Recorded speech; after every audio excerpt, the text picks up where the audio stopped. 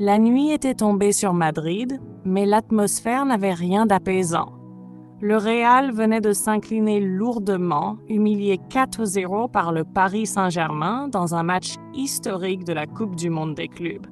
Ce n'était pas une simple défaite, c'était une gifle, une claque monumentale devant le monde entier. Mais plus que le score, c'est une silhouette qui attira toutes les foudres ce soir-là. Kylian Mbappé. Revenu blessé dans son orgueil, les supporters madrilènes n'avaient plus de patience. Mbappé, qui avait quitté le PSG avec fracas, qui avait promis monts et merveilles à Madrid, venait de livrer une prestation fade, sans éclat, sans cœur. Et pendant que Paris rayonnait avec une attaque flamboyante dirigée par Xavi Simons, Barcola et un Kang In Lee virevoltant, Mbappé semblait perdu. Transparent. Éteint. Dans les tribunes du Santiago Bernabéu, la colère était palpable. « Traidor !» hurlait un vieil homme avec son maillot du Real sur le dos. « Fuera! Vuelve a Paris si es para jugar así !» lançait un jeune à 2 doigts de jeter sa canette sur la pelouse. « On aurait dû garder Vinicius !» lâchait un autre, dépité.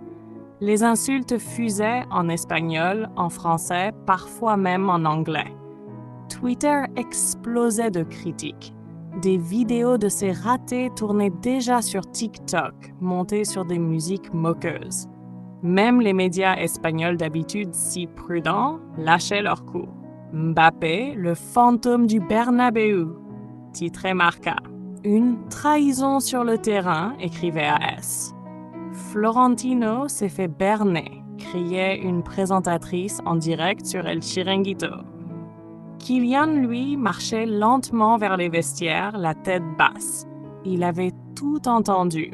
Les sifflets, les injures, les pancartes disant heure de casting, Mbappé bluffe. Il n'était plus le chouchou, plus le roi annoncé. Il était devenu l'homme à abattre. En regagnant le tunnel, il croisa Nasser Al-Khelaifi, président du PSG, un sourire discret aux lèvres. Derrière lui, Luis Enrique et ses joueurs célébraient dignement, sans arrogance, mais avec fierté. Mbappé évita leur regard. C'était trop. Dans le vestiaire du Real, un silence pesant régnait. Carlo Ancelotti, impassible comme à son habitude, regardait ses joueurs un à un. Il finit par s'arrêter devant Kylian. « Tu sais que ce club n'attend pas. Tu dois te réveiller, Kylian. Le Real Madrid, c'est la pression chaque jour, et ce soir, tu nous as laissé tomber. » Mbappé ne répondit pas. Il savait. Il sentait.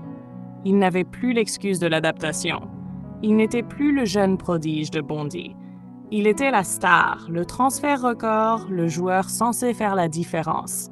Et il venait de disparaître dans le match le plus important de la saison. Madrid ne parlait que de lui. Pas de la belle performance du PSG, pas du doublé de Barcola, pas des arrêts magnifiques de Donnarumma, mais bien de l'échec retentissant de Kylian Mbappé. Des graffitis apparurent dans les rues. Mbappé fuera, Paris te merece, Madrid ne te quiere más. Des supporters manifestaient devant le siège du club, certains brûlant même des maillots floqués. Mbappé 7. Un scandale qui faisait tache dans un club aussi prestigieux.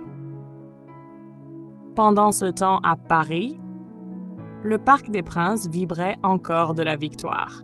Les supporters parisiens, eux, n'avaient rien oublié. Ils n'avaient pas pardonné le départ du capitaine. Et maintenant qu'il avait échoué, ils savouraient leur revanche. Un chant commençait à tourner dans les tribunes. On n'a plus Mbappé, mais on a humilié Madrid. Mbappé, t'aurais dû rester, maintenant t'as sombré.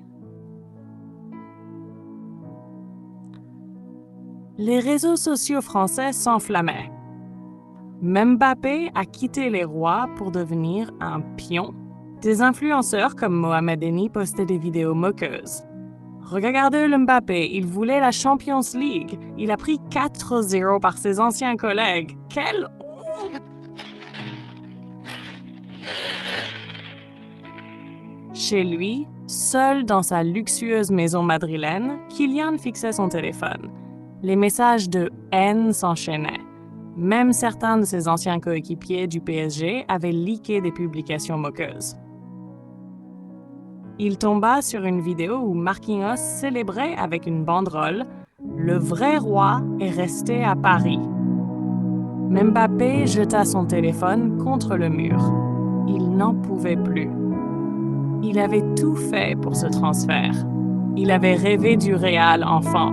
Il avait refusé des millions du Qatar pour enfin réaliser ce rêve. Et voilà que ce rêve tournait au cauchemar. Il pensa à retourner en équipe de France. Peut-être que là-bas, il retrouverait un peu de calme. Mais il savait que la presse française ne le lâcherait pas. Ils allaient parler de crise, de chute, de karma. Son agent entra dans la pièce. « Kylian, écoute, il va falloir réagir vite. Le club ne te soutiendra pas longtemps si ça continue comme ça. Et Florentino est furieux. Je m'en fous de Florentino. Tu ne peux pas dire ça. Je regrette, dit simplement Mbappé. De quoi? D'être parti. J'ai cru que je pouvais tout avoir. Mais Paris, c'était ma maison. Là-bas, j'étais aimé, respecté. Ici, je suis juste un mercenaire qui déçoit. La semaine qui suivit fut un supplice. À l'entraînement, les regards étaient froids. Certains coéquipiers ne lui adressaient plus la parole. Des rumeurs de tension avec Bellingham et Valverde circulaient déjà. Les fans continuaient de le siffler à chaque apparition. Même au centre d'entraînement, des groupes de supporters l'attendaient à la sortie pour le UR. Il n'était plus qu'une cible. Et pendant ce temps, le PSG poursuivait son ascension. Un mois plus tard, ils remportèrent la Coupe du monde des clubs face à Manchester City. La presse titra « Le PSG brille sans Mbappé ». Le vrai projet, c'était Paris. Kylian se retrouvait piégé dans un rêve devenu cauchemar. Le Real, ce club mythique, le rejetait. Paris, sa ville de cœur, l'avait oublié. Il était seul, rongé par le doute. Il prit alors une décision.